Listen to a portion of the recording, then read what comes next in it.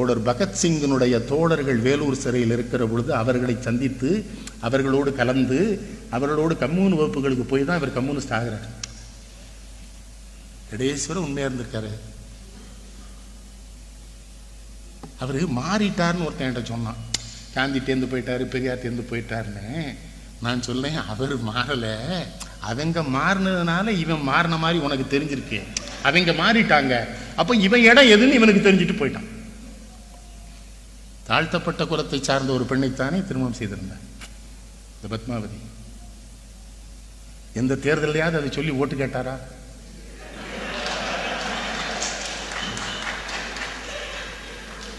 தாழ்த்தப்பட்ட குலத்தில் தான் பெண் எடுத்திருக்கிறேன், ஆகவே உங்கள் வாக்குகளை தவறாமல் தமிழினத்தின் தலைவனான எனக்கே போடுங்கள். கேட்கலை அந்த கிறுக்கு.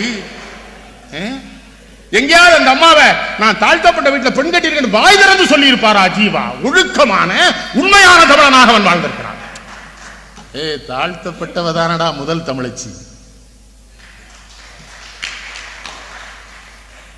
புரியல எனக்கு. சிங்கமா வாழ்ந்திருக்க.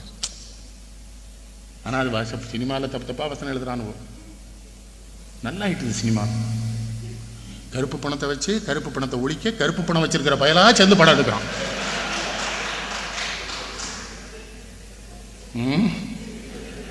அற்றை திங்கள் அவ்வன் நிலவில் எந்தையும் இருந்தார் எம் பின் குன்றும் பிறர் கொளரார் கொளார்னு பாடினாலும் அங்கவை சங்கவ. அவர் ரெண்டு பேரும் கருப்பு பொம்பளை வாரா. ஒரு தமிழர் இங்க சொல்றான், வந்து என் பிள்ளைகிட்ட பழகுங்க. அப்பனா மாமனாடா நீ? அப்பனா மாமனா? தமிழன் எவ்வளவு கீழே போயிட்டான் பாருங்க.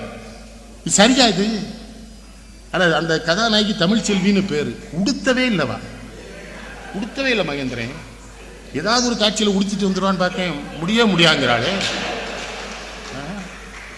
அவன் கதாநாயகன் சொல்றான், அமெரிக்காவில் தமிழ்நாட்டில் தான் பெண்ணை கட்ட வந்திருக்கேங்கிறான். அந்த நகைச்சுவை நடிகன் சொல்றான், தமிழ்நாட்டு பொம்பளை போனா கால் சென்டர்ல இருக்காங்கிறான்.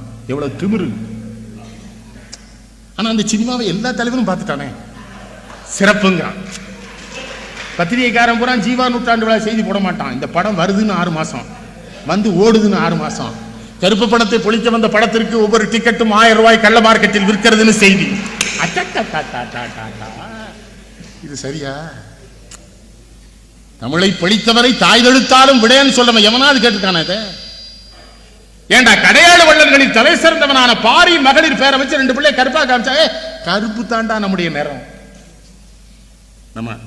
நம்ம பூர்வீக குடிதானே நம்ம நேரம், அதுதானே. அதுல என்ன கேவலம்? அது ஒண்ணு. நடிக்கிறவன் கருப்பேன், இத சொல்ற கிழவனும் கருப்பேன். இவனுக்கு 2 பேரையும் இன்னொருத்த இத பேச வச்சுட்டான் பாத்தீங்களா? அவன் யாரு? சுஜாதா. அவன் தான் வசனம். இந்த லூசு பயிரோட பூரா அவன் திரும்ப லூஸ் ஆக்குறான். இவன் பூரா போய் நாங்க லூசு தான் சாமி ஒத்துக்கிறோம்ங்கிறான். இதுல பெரியார் பூமிங்கிறான் இங்க இருக்கிற பயிலுக. சரியாது? ஜீவா இல்லையே இருந்தா ஆடி வரல. கவிதைகள்லாம் பாருங்க, எத்தனை செய்தி கவிதைக்குள்ள. ஐயா, ஒரு மனுஷன் வறுமையில மாட்டிடுவான். ஐயா, வறுமையில மாட்டிடுவான் இல்லையா?